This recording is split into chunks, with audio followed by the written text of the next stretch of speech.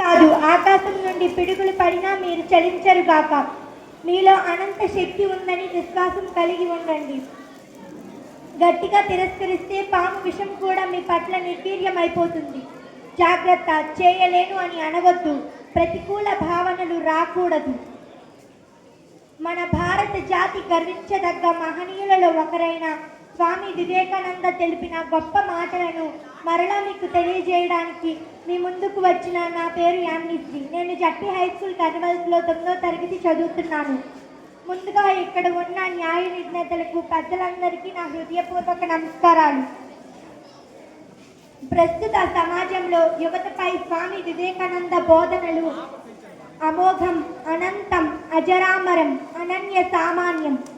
నిరాశ నిస్పృహలతో నిండిన, శారీరకంగా మానసికంగా బలహీనులైన, తమపై తమకు నమ్మకం లేని తల్లిదండ్రులు, గురువులు, పెద్దల యందు గౌరవ భావం లేని, నిరాశ నిస్పృహలతో నిండిన, దుర్వ్యసనాలకు బానిసలై అమూల్యమైన కాలాన్ని తృణప్రాయంగా వృధా చేసుకుంటూ, భూతదయ కానరాని, తన సమర్థతపై తనకు నమ్మకం లేని, చెడుదారిన పడిన వారికి అమోఘమైన సందేశాలను అందించి వారిని సన్మార్గంలో నడిపించిన శ్రీ స్వామి వివేకానంద బోధనలు అమూల్యమైనవి. స్వామి వివేకానంద తన మాటల్లో నేను యువకులను సంఘటితపరచడానికే జన్మించానని, అంతేకాదు అప్రతిహిత తరంగాల వలె వారిని భారతదేశంపైకి పంపదలిచానని చెప్పారు. వారు అధమాధములు, పతితుల ఇంటికి వెళ్ళి వారికి ఓర్పు, నీతి, జ్ఞానం, సహనం, విద్యను బోధిస్తారు. నేను ఈ పనిని చేసి తీరుతాను, మరణించైనా మరణిస్తానని తెలియజేశారు. లేవండి, లేచి ధైర్యంగా బలిష్టంగా ఉండండి. మొత్తం బాధ్యతనంతా నీ భుజ స్కంధాల మీదనే వేసుకో.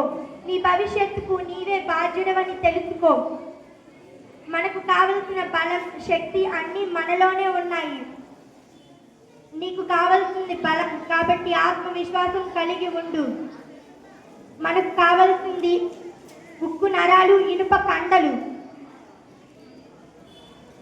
స్వామి వివేకానంద ప్రస్తుత సమాజంలో యువతపై ఎంతో గొప్ప ప్రభావం చూపుతూ వారిని సన్మార్గంలో నడిపించిన స్వామి వివేకానంద సందేశంతో ముగిస్తాను. జరిగింది ఏదో జరిగిపోయింది. జరిగిపోయిన దాని గురించి బాధపడకు. జరగవలసిన దాని గురించి ఆలోచించు. కర్మఫలాన్ని నీవు మార్చలేవు, అది కలిగే తీరుతుంది. దాని గురించి మరల ఆలోచించకుండా, మరల చేసిన తప్పునే చేయకుండా ఉండేటట్టు చూడు. నాకు ఈ అవకాశం ఇచ్చిన కార్యనిర్వాహకులకు, పెద్దలందరికీ నా ధన్యవాదాలు.